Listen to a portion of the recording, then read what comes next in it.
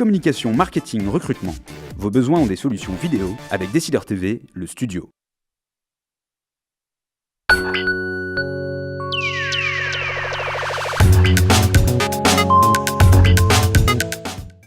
Les décideurs de la gestion s'engagent, les conseils, c'est l'émission qui applique de manière concrète les analyses de l'autre émission, l'émission que vous pouvez consulter en cliquant sur le lien voisin sur le même site, les décideurs de la gestion, l'analyse.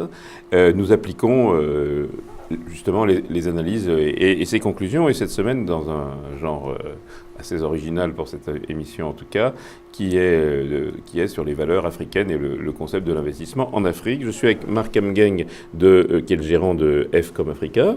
Rebonjour Marc. Alors, très rapidement, un achat ou un concept d'achat. Un achat, je parlerai de régions africaines qui sont moteurs aujourd'hui du continent avec des taux de croissance supérieurs à 7%. Oui, ce qui est le niveau chinois finalement. Ce qui est le niveau chinois, exactement.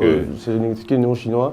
Sur les 10 prochaines années, le FMI prévoit une croissance africaine, prévoit que 7 pays africains seront dans le top 10 des performances mondiales. Nous, l'achat c'est l'Afrique, et particulièrement l'Afrique de l'Ouest et l'Afrique de l'Est. Oui, et donc vous avez des idées de noms de valeurs que vous citeriez naturellement? Noms de valeurs, on a une bancaire africaine, panafricaine présente dans 33 pays africains, Ecobank, qui a réussi à s'intégrer dans le paysage, dans les environnements de chaque pays africain. Si vous en achetez une, celle-là, c'est pas. Si je veux m'intéresser à l'Afrique, celle-là, c'est pas. Celle-là, c'est celle dont on a la conviction qu'elle est la mieux placée pour capter la croissance. Alors, deuxième question. Si je dois éviter ou arbitrer quelque chose au milieu de ce gisement africain, si j'ose dire. À court terme, je vous dirais d'être prudent sur l'Égypte. C'est le choix qu'a fait RMA Capital. Oui. Il y a un sentiment de rebond. Les inscriptions aux vacances dans les réservations d'hôtels recommencent à repartir. Et pour l'instant, on est prudent. Oui, on est encore sous le choc, sous tous ces événements politiques. Ouais. Alors, vous avez cité dans l'émission de l'analyse Lafarge. Lafarge est présent en Égypte, a des actionnaires égyptiens quand même. C'est pas un frein? En général, dans l'approche de Lafarge ou des compagnies internationales, c'est de prendre des actionnaires locaux pour justement faciliter, je crois. Et finalement, ça, c'est dans les cours. C'est-à-dire que l'Égypte ne peut que s'améliorer. L'Égypte peut que s'améliorer. Voilà. On le pense, mais à court terme, on reste prudent. Un joker? Un joker, RMA Capital, le fonds africain de RMA Capital, qui est constitué d'équipes locales, qui est un fonds UCIT. Il y a beaucoup de fonds qui sont... Français, non. Non, et français, oui, il y en a des Anglais. Les Anglais, oui, mais avec ce que ça peut insinuer comme... Anglais, oui,